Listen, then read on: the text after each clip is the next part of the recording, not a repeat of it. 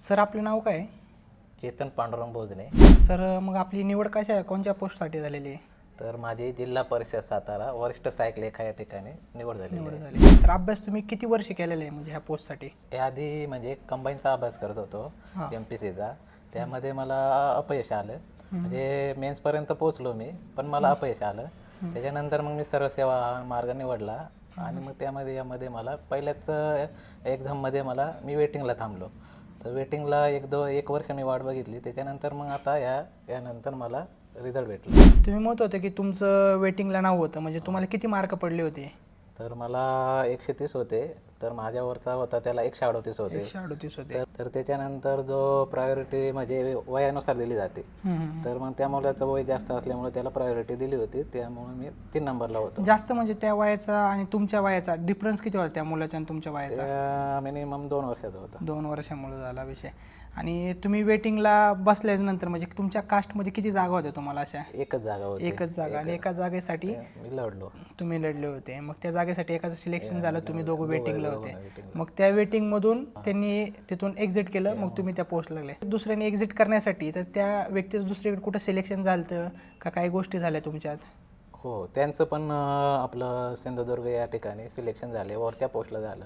त्यामुळे त्यांनी सोडलं, मग मला खालची पोस्ट मग मिळाली. तुम्हाला आता समजा वेटिंगला तुम्ही होते, मग वेटिंगला असताना तुम्हाला काही त्रास झाला की बाबा तो दुसरा व्यक्तीचं दुसरीकडे सिलेक्शन झालं, पण तो म्हणत होता की बाबा मला एवढे, आता समजा बाहेर कसं चालू असतं की बाबा मला 2-4 लाख रुपये दे, तुला ही पोस्ट देतो ती पोस्ट देतो, म्हणजे वेटिंगच्या मुलाला त्रास. म्हणजे तुम्ही 2-4-5 वर्ष अभ्यास करता ती गोष्ट वेगळी, अभ्यास करून तुमचं सिलेक्शन पण होतं, पण तुम्ही वेटिंगला राहिल्यानंतर तो कसा त्रास होतो पण, आणि त्याचं कसं कसं म्हणजे तुम्ही त्यातून कसं संघर्षावर मात केलेलं आहे त्याच्यावर? त्या संघर्षामधून पण जावं लागतं आपल्याला, पण मला काय असा आगळा प्रसंग आलेला नाही.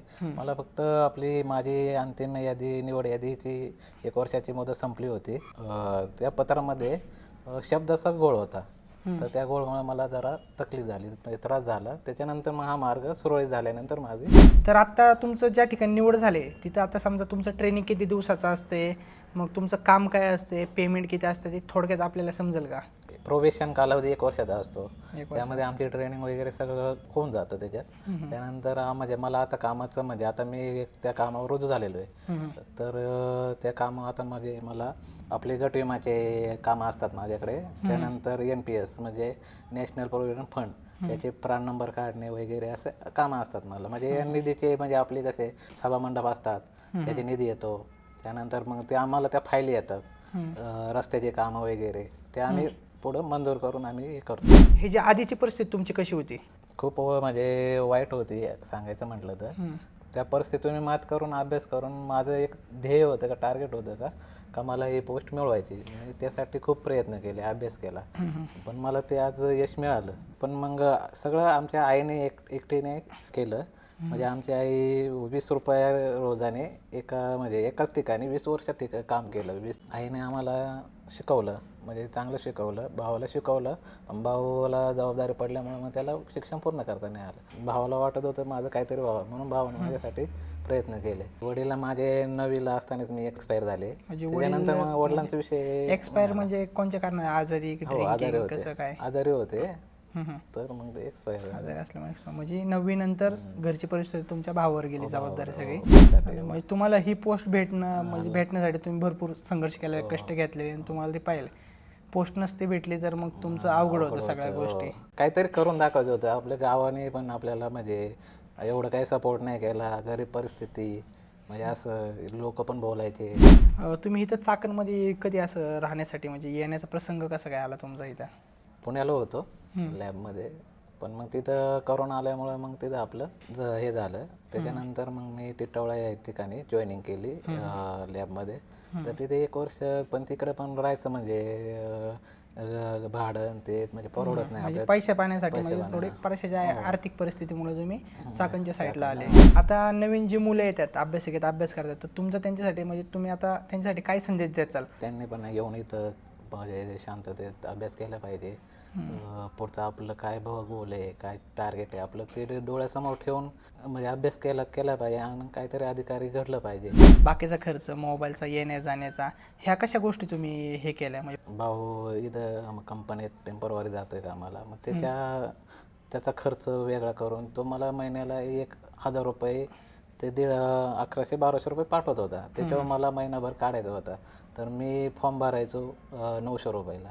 त्यानंतर आपलं काय असेल रिचार्ज वगैरे मारायचं तो नाही मारायचं कधी कधी, तर त्याच्यावर मग प्रवास काय आपला पायी तर चालूच होतं. म्हणजे जिथं लोक रिक्षाने येऊन 10-20 रुपये करतात, तुम्ही ती सेव्हिंग करून महिन्याला 600-700 रुपये वाचून म्हणजे जिथं रिचार्ज मारायची गरज आहे तिथंच मारला, जिथं स्किप करायचं तिथं तुम्ही स्किप केलं. तर आपली ही जी सह्याद्री अभ्यासिका चाकण या नावाने आपण चालू केलेली गेल्या 1-2 वर्षापासून, तर तुम्हाला हे अभ्यासिकेत कसं वाटलं? खूपच छान आहे. म्हणजे इथं आपल्याला मन मोकळेपणाने अभ्यास करता येतो. आपल्याला म्हणजे सुविधा अवेलेबल आहे, कारण की आपल्याला गावाला मला एवढ्या सुविधा नव्हत्या, ते आज इथं मला मिळतात. तर मला चांगलं वाटतंय नाही इथं अभ्यास करून मग मी आज चांगलं पद मिळवलं. हे पण आता समजा ह्या अभ्यासिकेत येतात मुलं, तर असं तुम्हाला वाटलं नाही की बाबा हा मुलगा सारखाच फिरायला जातोय, आपण पण गेलं पाहिजे, किंवा तुमचा मित्र परिवार आहे, आता समजा तुमचं व्हॉट्सअप असते, व्हॉट्सअपला आपण मित्रांचे स्टेटस बघतो की बाबा ह्या हॉटेलला जेवायला गेला, तो ह्या ठिकाणी फिरायला गेला, तो इकडं तिकडे गेला फॅमिलीसोबत इकडं, मग तुम्हाला असं वाटलं नाही की बाबा की आपण पण ते लाईफ त्या वयात ते एन्जॉय केलं पाहिजे? मग ते सगळ्या गोष्टी सोडून तुम्ही कसं काय म्हणजे अभ्यासात फोकस कसा दिला? नाही, आता बघा मुलांना पण थोडा वेळ द्यावा लागतो. आपला वेळ आपण सेव्हिंग करून आपल्याला आपला अभ्यास करणं महत्त्वाचं आहे. मुलांशी जास्त संपर्क ठेवण्यात पण अर्थ नाही. मग त्याच्यानंतर आपलं मुलांना द्यायचा थोडा वेळ, कारण की मुलांना पण वाईट वाटलं नाही पाहिजे, जेणेकरून हा मुलगा लयच अभ्यास करतो असं करतो. थोडासा मुलांना विरंगुळा म्हणून मुलांशी संपर्क ठेवायचा, आणि आपल्याला जेव्हा आपण लॅबमध्ये येतो आपला अभ्यास करायचा. आता आपण बाहेरचं सगळं कसं बघतो की काही जण असतात लॅबच्या घरच्यांना सांगतात की बाबा आम्ही लॅबला चाललो आहे तसं बाहेर इकडे हिंड फिर, मग ह्या गोष्टी तुम्ही नाही केल्या तुमच्या आयुष्यात? नाही, त्या गोष्टी म्हणजे असं आपल्याला अभ्यास करायचा आहे. मी कशासाठी आलो आहे इथून गावावरनं, तर मी खरं सांगायचं म्हणजे मी ज्यावेळेस करोनाचा पिरियड होता त्यावेळेस मी गावाला अक्षरशः घरात बसलो काही वेळ. घरात मला जमलं नाही, मी शेताला झोपडी बांधली, झोपडीत अभ्यास केला. तर मग तिथून पण मग तरी गावचे लोक कसे आहे जरा, मग त्यामुळे मग आपलं इकडे आलो. मग तिकडून आपण कशासाठी आलोय? अभ्यास करण्यासाठी आलोय. आपल्याला तिकडे काही सुविधा नव्हत्या, इथं आपल्याला भेटते सुविधा, पण मग त्यासाठी मग अभ्यास करणं गरजेचं आहे आपल्याला. मग अभ्यास केला. मग आत्ता समजा तुम्ही अधिकारी होण्याच्या आधी तुमचे जे नातेवाईक आहे, आता प्रत्येकाची तुम्हाला माहिती परिस्थिती कशी असते, घरचे किती नातेवाईक हे, म्हणजे तुम्ही कमवत काहीच नव्हते त्यावेळेस तुमच्या जो नातेवाईक आहे तो किती टक्के तुम्हाला धरून होता, आणि तुम्ही सक्सेस झाल्याच्या नंतर किती टक्के नातेवाईक आता तुम्हाला अटॅच झाले हे आपल्याला काही कळलं का? नाही, नातेवाईक म्हणजे माझ्या संपर्क तुटला होता मग नातेवाईकांचा. तर त्यांना माहित होतं हा मुलगा कसा आहे काय आहे, म्हणजे लय हे नाही, म्हणजे त्यांना माहित होतं का हा आपल्यात म्हणजे सहभागी होऊन नाही राहू शकत वगैरे असं. त्यानं माझ्या डोक्यातच होतं का काहीतरी अधिकारी होऊनच मग नातेवाईक मध्ये जायचं. मी लग्नाला पण अटेम्प्ट नव्हतं करत. मित्राचे जरी असले ना तर 1-2 मित्रांचे अटेम्प्ट केले, पण लग्न पण मी मुलांना सांगितल्यानंतर कशाची होती कंडिशन होती, नाही येऊ शकलो. तर मग आता म्हटलं तुम्हाला भरपूर वेळ आहे माझ्याकडे, मी देऊ शकतो वेळ. ज्या दिवशी तुमची मेरिट लिस्ट हे झाली ओपन झाली त्या दिवशी पहिला फोन तुम्ही कोणाला केला की बाबा माझं इथं सिलेक्शन झालंय? आईला पहिला फोन केला. आईला लय काळजी लागली होती, तर आईला पहिला फोन करून सांगितलं का मुलगा अधिकारी झाला तुझा. म्हणजे आईला बरं वाटलं, टेन्शन मिटलं, म्हणजे आयुष्य म्हणजे हे झालं. पण तुम्ही असं प्लॅन ए तर तुमचं सक्सेस झालं, पण प्लॅन बी काय तुम्ही हे केला होता का नाही की बाबा आपल्याला? तसं नाही, मी ठरवलंच होतं का मी ज्यावेळेस मला समजायला लागलं लहानपणीच, म्हणजे 8वी 9वी 10वीला समजायला लागलं होतं काय नाही आपल्याला आपली परिस्थितीच बदलणं आहे. आज कोणी आपल्याला गावात म्हणजे व्हॅल्यू देत नाही. आपल्या आईने किती कष्ट केले, म्हणजे आपलं परिस्थिती गरीब आहे, आपल्याला गरीब मात करून आपल्याला आपलं भवितव्य सुधारण्याचं. मग ते किती वर्ष वाटला का भेटणं, पण घडवायचं. तर त्यावेळेसचा पेमेंट आणि आत्ताचं पेमेंट, तुम्ही आता समजा एक अधिकारी झाले, अधिकाऱ्याचं पेमेंट काय आणि त्यावेळेस तुम्ही जे जॉब करत होते तो पेमेंट काय आपल्याला कळलं का? काय 7-8च पडला होता मला ते 7-8 हजार रुपये, पण त्यावेळेस कष्ट एवढे खतरनाक ना. मग तिथे काम किती? 12 तास होतं? 8 तास? हो 12 तास. आणि सुट्ट्या किती होत्या तेव्हा? सुट्टी काही नसते. मग तिसे दिवस काम करायचं तुम्हाला, काम करायचे 9-10 हजार रुपये, 9-10 हजार रुपये पेमेंट भेटायचं. पण मुंबई सारख्या ठिकाणी तुम्हाला ते पण शिल्लक राहत नसेल. आणि मग आता सध्या तुम्हाला पेमेंट किती आहे इथं? 40 पर्यंत पडेल. 40 पर्यंत, म्हणजे अजून तर नाही आला, पण 40 पर्यंत तुम्हाला भेटून जाईल. म्हणजे ज्या जागी तुम्ही बसून अभ्यास केलाय त्याच जागी आपलं सिलेक्शन होतंय, आणि प्लस तुम्ही त्याच जागी बसून इंटरव्ह्यू देता तुमचा, तर तुम्हाला कसं वाटतं? म्हणजे असं खूपच ही संधी भेटणं म्हणजे खूप नशिबाने असं वाटायला लागलं आता मला. आणि मग अभ्यासिकेत म्हणजे असं काय तुम्हाला वैशिष्ट्य सांगतील का काय आहे आपल्या अभ्यासिकेत काय नाही? हो 24 तास आपल्याला इंटरनेटची सुविधा आहे. पहिले तर आपल्याला गावाला इंटरनेट नसायचं. नसते. आता इथं 24 तास भेटते आपल्याला. 24 तास भेटते. त्याच्यानंतर पाण्याची पण सुविधा आहे, फिल्टरचं पाणी आहे.